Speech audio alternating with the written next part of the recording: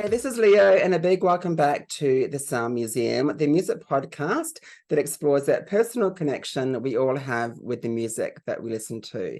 A big week this week, we are celebrating the 40th anniversary of Culture Club's second album, Colour by Numbers. If you haven't checked out our main episode, my best friend Adrian and I, we go through track by track of Colour by Numbers and heaps more. So if you haven't listened to the podcast episode, make sure you do on your favorite podcast provider. Now, Adrian's back for this bonus episode. Hi, Adrian. Hey, Leo, and hello to all the Sound Museum listeners. Now, we had inklings a few months ago that the tour was going to happen in September. And I was sort of said to you, look, I'm hoping it's going to be late September because my fiance, Sean, and I, we're going to South Africa from late August to like late September. But lo and behold, they toured early September. So I never got the chance to see the band in Australia. And when they went to Singapore for the Grand Prix, we were also in Singapore, but nowhere near where they were performing. So we were on Sentosa Island, they were somewhere else. So I missed them there as well. So this podcast episode is all about me trying to relive the moments through you and your experiences, because in the last episode, we found out that you first saw the band live in 2000. Do you have a number as to how many shows you've been to since then? With Culture Club shows, I would say, including the latest tour, it would probably be at around the sort of 15, 16 mark. Okay, because how many times have they been here since 2000? Since 2000, they did a show, other than the 2000 tour, they did a show in Sydney for New Year's Eve Yes. in 2011 going into 2012, and that was a one-off show here. And then in 2016, once they sort of established their reunion and had toured, I guess, the US and Canada and stuff, they came out to Australia in 2016, and then also toured a lot of places, in and around that time. And their 2016 tour was so successful, they were back 6 months later. So they toured firstly in June, and then were back That's what I again in saw, because December. Danny Blake supported them, didn't she? Yeah, Yes. Danny was on the Melbourne show. So Yes. she wasn't on all of the shows on that first 2016 tour, but they had who was it? It was Kids in the Kitchen as their support act for that Cool. first one. So it was quite the 80s fest. Yeah, so they did so well in that first tour that they were back 6 months later on a sort of, it wasn't the usual sort of venues. They were doing wineries, and they did, well, they had Jupiter's Casino locked in there, and I think that one ended up getting cancelled. There was a Tasmanian show in there which got cancelled because people were just coming to the mainland anyway, and that finished off with one show which wasn't a winery date that was in Melbourne at the My Music Bowl. And then the following year, they toured again here at the end of 2017, which took them to, other than the sort of main capital cities, it took them to places like Newcastle and Wollongong and Canberra, which they hadn't toured before. Oh, so, and of course, probably around that time, George was on The Voice, wasn't he? What years was he doing The Voice here? George's first season on The Voice was in 2017. So Right. he did The Voice for 4 seasons, of which the last one was in 2020, and sort of got cut short as the first wave of COVID happened, and Yeah. went back to London. And the last episodes of The Voice had him on a giant TV screen sitting in his chair. Yeah, It that was wasn't. very strange times, Leo. Very strange. And those times are in the past because they were back here on the Australian tour with Berlin. I've actually interviewed Terry Nunn from Berlin. She's absolutely lovely. But they toured Perth, Sydney, Melbourne, Adelaide, and Brisbane. Now, I was looking online and I was looking at the songs that they performed. It was quite similar, but I think the first two shows in Perth and Sydney. After that, the songs were mixed around a bit. And in Melbourne, they performed an extra song called Eyeliner Voodoo. But tell us about your experience following the band around the country on their latest tour. Well, the cat's out of the bag there, Leo, as you said it. I did. I mean, so unfortunately, you missed all the shows, but I made up for it and I went to all of the shows. Um, you know Let's what? start It with was one Perth. crazy, yeah, it was one crazy adventure after the next. Perth was, for this tour, Perth and Adelaide, it was the first time I'd been to either of those cities, having never visited them before. So it was great seeing, I guess, how a culture club show works in different venues in different cities. Okay. Because I'm in the past I've been to concerts in Melbourne, Sydney, and Brisbane, and then also on that 2017 tour, as I mentioned, some of the other, cities that they went to, like Newcastle and Wollongong and Canberra. They were the first time that was the first time I went to those places as well. So it was new experiences all around by going to Perth and Adelaide on this tour. I would say the Perth audience, actually the Adelaide audience as well, both of them were really enthusiastic. I mean, I might be biased by saying this, but I think the best audience of the tour was the Melbourne one. And Of I mean, course. yes, I'm a Melbourne boy, but I think, first of all, it was the biggest venue out of the 5 dates. The crowd were electric throughout. There wasn't a moment where you turned around and everyone was sitting down. And everyone just had such a good time. And I think that energy played off with the band playing a much more exciting set, and a set that they were enjoying. They were feeding off the energy from the crowd. So they were enjoying giving us that music for the Melbourne show. In your opinion, did they get the set list right around the country? Overall, I think they got the set list right. There were things that I would have loved to have seen as a fan who has everything or knows Like, everything. Like, well, I would have loved the war song for starters. I put that on my list Oh, here because on my notes here, I put here, there was nothing from Waking Up with the House on Fire and like the war song, the metal song, and Mistake Number Three. And there's no songs from 2018's Life either. there also weren't anything from the Don't Mind If I Do album as well. So yeah, I Um, guess they can't fit everything in, but they did have quite a few covers. So if they didn't have so many covers, they could have at least had maybe two more Culture Club songs. I don't know. See, as much as I love their performances of the covers, when I go to a Culture Club show, I want to see Culture Club. I want to see their songs. I want to hear their songs because that's who I'm going to see. I don't necessarily want to see them doing covers as much. But I mean, they're all songs that mean something to George and the band. So, the inclusion of having, the Rolling Stones, Sympathy for the Devil, Everything I Own, that's a George solo hit, but Culture Club have kind of made it one of their live, songs. And and then you have other covers in there like Get It On, which is one of George's favorites, and I think also one of the band favorites, which rounds out the show towards the end.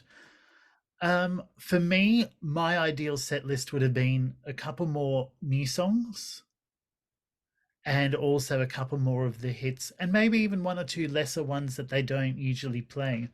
Earlier this year, America got Love Is Love on a few of their tour dates. I think one or two shows on the US summer tour got Black Money, and the war song was one that sort of drifted in and drifted out of sets over the years, and it would have been a great inclusion in the Australian dates. And one of my favorite songs, which was on the Don't Mind If I Do album, is Your Kisses Are Charity, and I would have Yes. loved to have seen that live. But Yeah. and also anything off the Life album, because when Culture Club toured in 2017, a lot of the songs that ended up on Life weren't necessarily in the tour. Some of them were, but not a lot. So obviously John wasn't in the show. He wasn't the drummer. So they had a new drummer. How was the new drummer? And I guess was there any changes with the band since the last time they toured here? There were a few changes, I guess, in the lineup. I mean, it was a slightly smaller band in numbers this time round. And I mean, replacing John on drums, at least for as the touring band, is a guy called Jermaine White. And you know what? Culture Club have always surrounded themselves with amazing musicians, and this tour was no exception. Jermaine is amazing on the drums. Yeah, from a nostalgic point of view or a purist point of view, I would have loved to have seen John there and John with the band, but you know, it wasn't meant to be, so therefore it wasn't. I mean, you'd rather get 3/4 of Culture Club than no Culture Club at all. That's how I'll put it. Exactly. And you went to all the 5 dates around Australia, and each time you had a meet and greet ticket. So you got to meet George before the show, was that right? Yeah, the meet and greets were before the show, and unlike in previous tours where meet and greets was sort of like a relatively new thing and weren't very well organized, I have to say this time around they were very professional about it. They stuck to sort of the time frames that were given, like in emails and notifications earlier on. And So I guess what you should say to the people listening, when you buy a meet and greet ticket, it can go one of two ways. You can either meet them as like a fleeting, like few seconds, and you get maybe a photograph with other people. I had that experience where I went to meet with my best friend Michelle when we went to meet New Kids on the Block years ago. That was a bit of a disaster. But on the other hand, you get meet and greets which give you some time. You can sign a couple of things and take a picture and have a couple of seconds, have a chat, maybe ask a couple of questions. What was it like for you as far as the meet and greets go? well, in previous tours, as you mentioned, with the New Kids on the Block debacle, the last Culture Club tour in 2017 had a lot of people getting their photos in groups Yeah. of something like 10 or 15, and it was with people they didn't even know. It was really badly organized, and that's not something you want to pay X hundreds of dollars on top of your ticket for. You want an experience with the artist or with the band that you're seeing. Thankfully, this time around, George was very generous with his time, I thought. Any fan that wanted a hug or a kiss, he was obliging. A lot of photos. You were your meet and greet ticket as such allowed you one photo, but for most of the meet and greets, fans got two or three photos, of which, the photographer kept clicking, and basically the best two two or three shots of each person got, put into the sort of share drive that were given to us after the shows. George was very friendly. If you had a conversation or had something to say, he was very attentive, listened a lot, and chatted a lot. So I think, yes, the time was fleeting, and the meet and greet section probably was about a minute long each time, but you got a lot out of that minute if you approached it well, I Yeah. guess. And how many people, I mean, how many meet and greet tickets were available for each show? Do you know that? I would estimate at each of the shows there would have probably been between 100 to 150 people. That's quite a lot. That's quite, and Yeah, because obviously it's George and Roy and Mikey, or just George? it was just George this time around. The Okay. other guys weren't quite as up to doing the whole meet and greet thing as Okay. they'd done previously, so they So, opted out, and it was just George for all the 5 dates. so I guess we should ask you, what do you guys talk about in your meet and greets? Because I know that you mentioned on the main podcast episode You talked about his thoughts, or George's thoughts on Colour by Numbers and his favorite track from the album. But what else did he divulge in your conversations on the road? We talked about things like, well, generally, I told him at the first show at Perth that he was going to get sick of me because I was going to all the meet and greets. To which he replied with, "You better have a different outfit on each time because I want to see what you're wearing." And I said, "Yeah, of course." So, I love I that. mean, I like designing stuff, so I did already have, you know, a wardrobe in mind for, I guess, the 5 dates. So I've designed t-shirts, with some of his artwork because he does art on the side as well these days as a hobby. I put together a t-shirt promoting his latest single, which is a duet with Vangelis Polidoro, who's his backup singer or one of his backup singers on the tour. And I wore, and on one of the dates, I wore a replica of the drawing that he has on his tour jacket. So it was quite funny to, walk in and there he was wearing that jacket and there's me wearing the t-shirt equivalent. It was Oh, like we were twins nice. for a minute. And I guess because I was going through all your social media posts and I was just very envious of your time on the road with the band. But in Melbourne, something very special happened.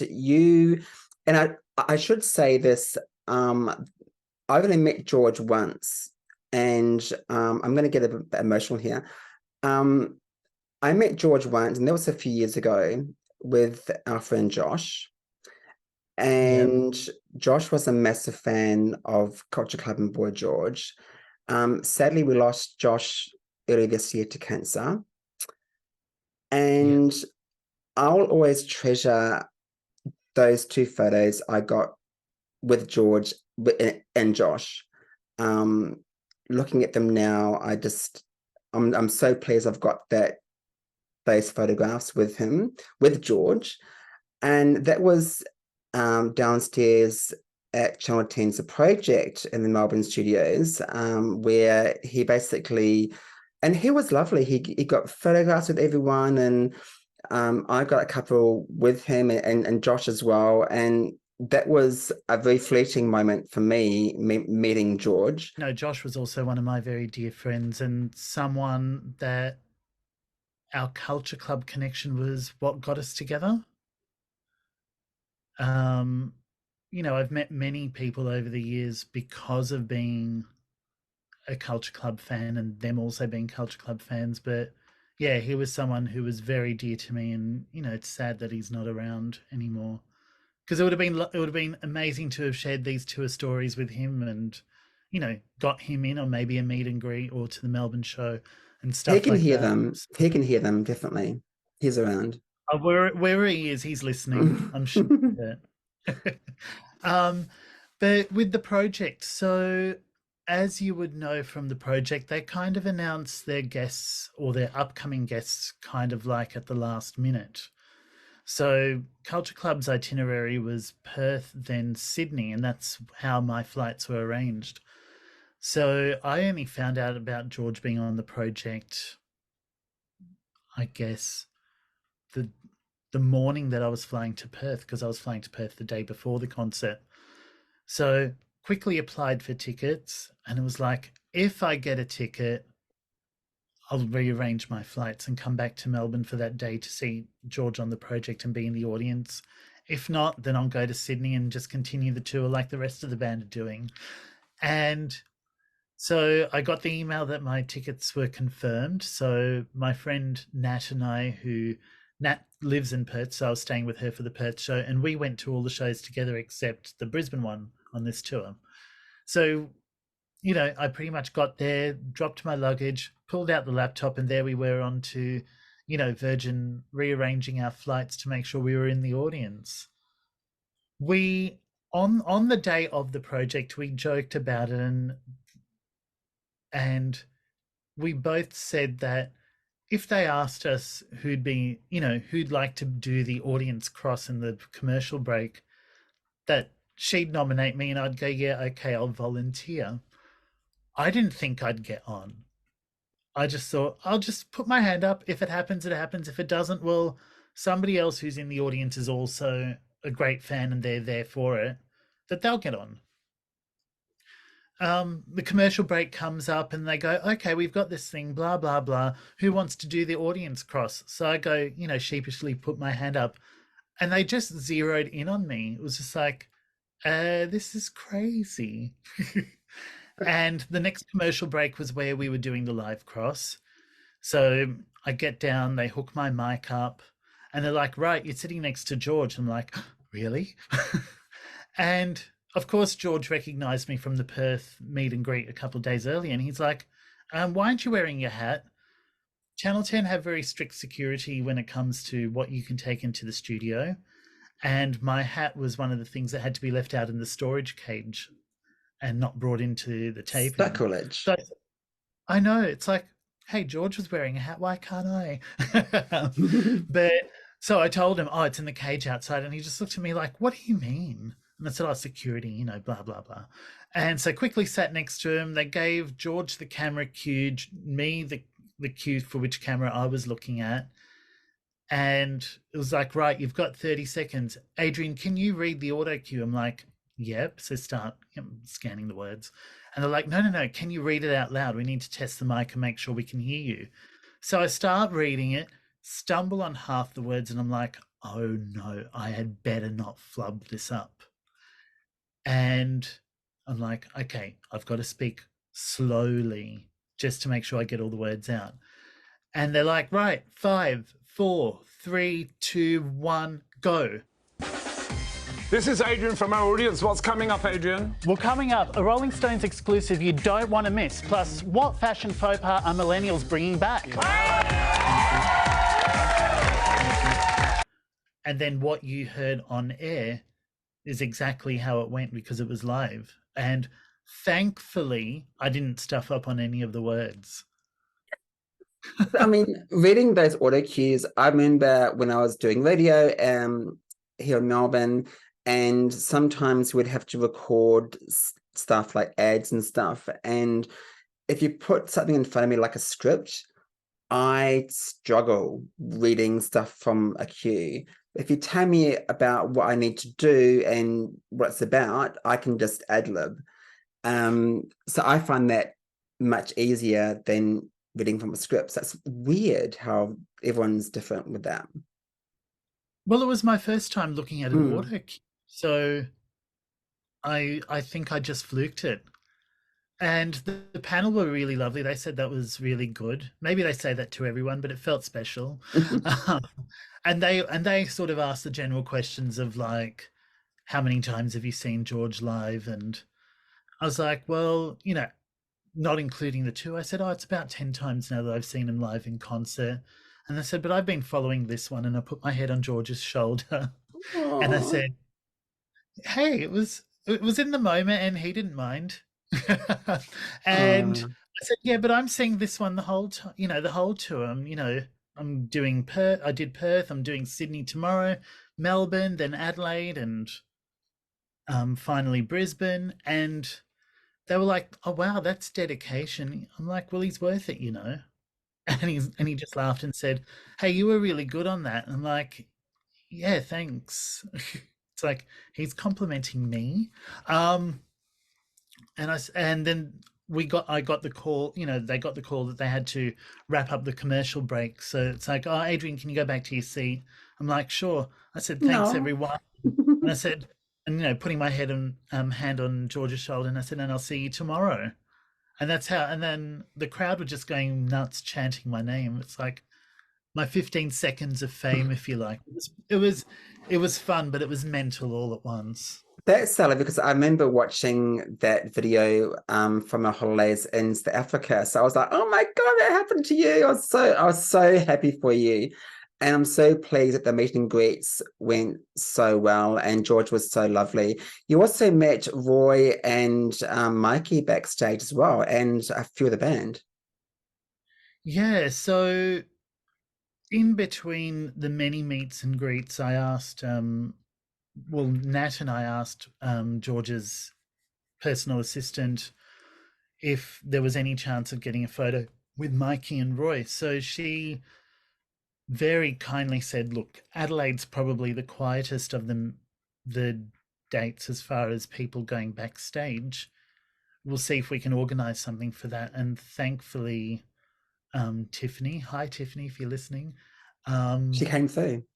She came through with backstage passes, so we were able to go backstage and talk to Mikey and Roy very briefly. And I also got to talk a bit with Vangelis on that night, as well as Roxy, who was the other backing vocalist on one of the other nights. So I got to, I guess, overall see a lot of the band, which I'm very grateful for. I'm so pleased you had a good experience.